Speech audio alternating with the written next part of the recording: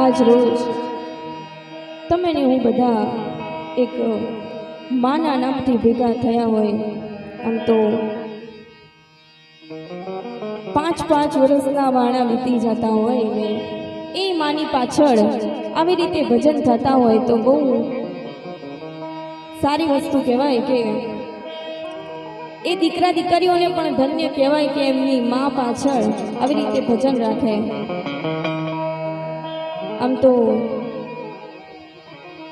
ભજન સાંભળવા એના કરતાં જો એમાં કોઈ એક શબ્દ આવી જતો હોય અને એ તમારા જીવનમાં ઉતરી જતો હોય તો તમારું જીવન ધન્ય બની જાય.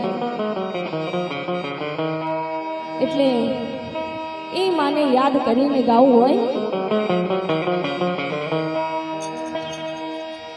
આમ તો જગતમાં દરેકના પ્રેમમાં દરેકના સંબંધમાં કંઈક ને કંઈક નાનો ને મોટો સ્વાર્થ છુપાયેલો હોય, પણ માં એક એવું પાત્ર છે કે જેના પ્રેમમાં ક્યારે પણ કોઈ જાતનો સ્વાર્થ નથી હોતો. જ્યારે દીકરો ઘરની બહાર ગયો હોય, રાત્રે 2 વાગ્યા હોય તો એ માં એ પોતાના દીકરાની રાહ જોઈને જાગતી હોય, ક્યારે મારો દીકરો ઘરે આવે.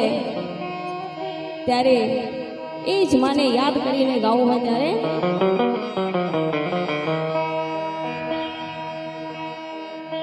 તું કિતની अच्छी है, તું કિતની ભોલી है, प्यारी प्यारी